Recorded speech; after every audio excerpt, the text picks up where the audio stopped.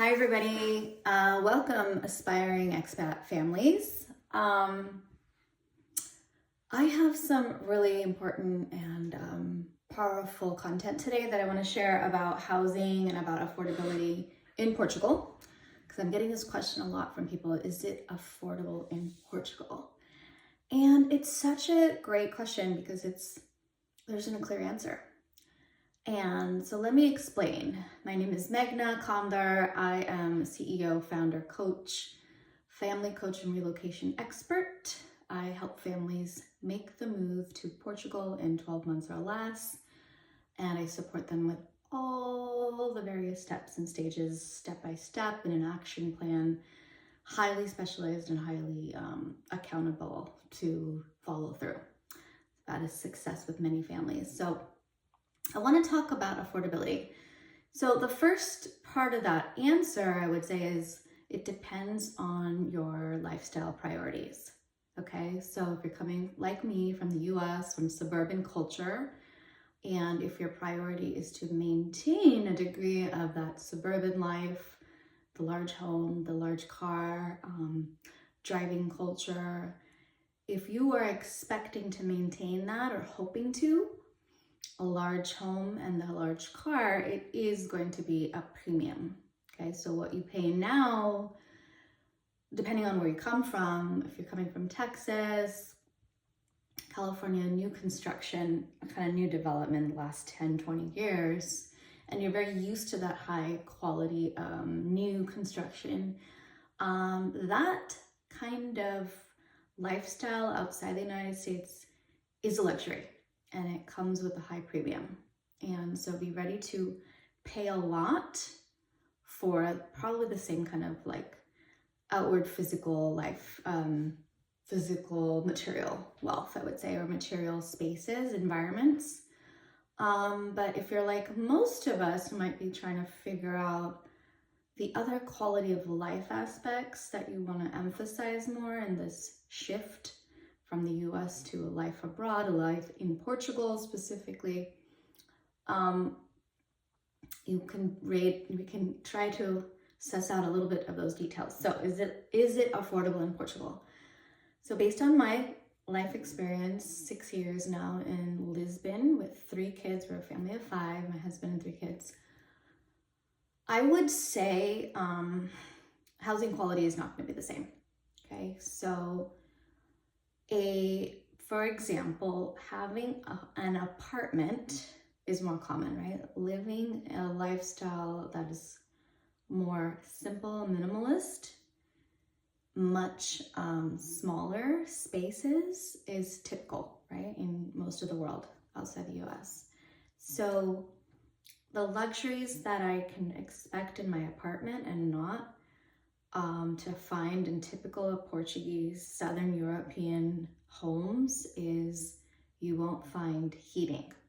Central heating is not typical to many Southern European homes, specifically in Portugal, especially.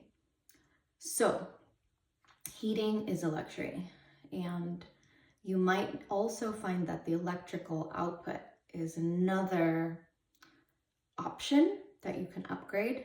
That is also not a norm. And so heating is a luxury, therefore heated pools aren't common at all and highly expensive. And also finding a dryer in your home isn't typical. It's a heating and energy consumption is very limited here in standard homes in Portugal, but in the US, that's a standard norm for most typical building designs. So there is a huge difference there. So you won't find a heater, you won't find a dryer, and you won't find a garbage disposal. These are luxuries. So even newly constructed homes, I've seen very expensive, $1 million penthouse condos may not have the ability for these things either. It's really surprising. And a garbage disposal is definitely not anything I've seen anywhere in Portugal or in Southern Europe to a large degree. So what I'm saying is ultimately you have to decide your priorities. and your comfort level with this. Because there is a deep culture that doesn't, like, even new development isn't built to the standards that you would find in parts of Northern Europe and parts of the United States and Canada.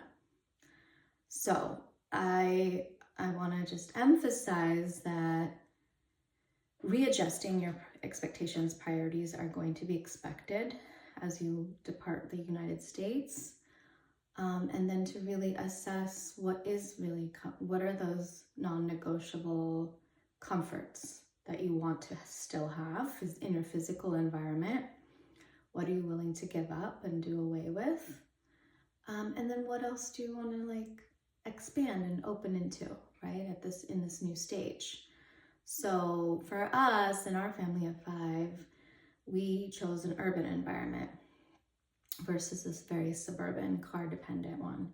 What we've gained is like a real sense of ability to walk places, the convenience of just finding all of my favorite products in a 10-minute walkable radius of my own apartment has been fascinating and very empowering.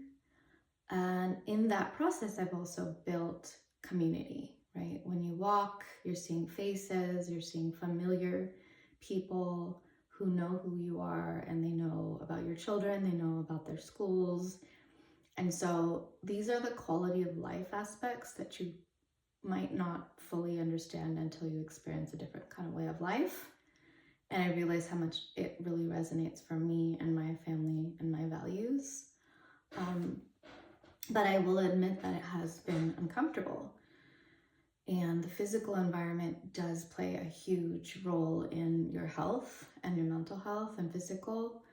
And so a big challenge is the winters in Portugal, where they do get wet. Porto, especially, I'm sure, Lisbon, there's a high degree of humidity and cold. So it's like wet, cold. And we often have to run our dehumidifiers daily. We have to open up windows daily so we don't get mold, even and especially in the winter when it's really cold outside. Your apartment will feel the same temperature as it does outside because we have to allow for ventilation so we don't get excessive levels of mold, but it is quite common to get mold in your apartment. That has been a real big challenge to manage during the wet winter months in Lisbon. And so just be ready for that. So you'll invest in space heaters, dehumidifiers, and just become more proactive fighting mold every week almost. So I hope that you found this video a little bit helpful. And I do hope that this isn't a deterrent, from you taking steps to moving abroad, because part of this exposure of an experience of living abroad is that you realize just how amazing things can and have been for you in the US, and some of the ways that we could improve kind of in areas of development infrastructure in the rest of the world, really. So don't let this be a challenge, but make it an awareness and what to expect when you move to Portugal. So feel free to hit me up, give me your comments, and also share this video. And if there's anything I can support with, also reach out and we can set up a complimentary 20-minute connection call and I can get you clear on your next steps to moving to Portugal. Thank you so much.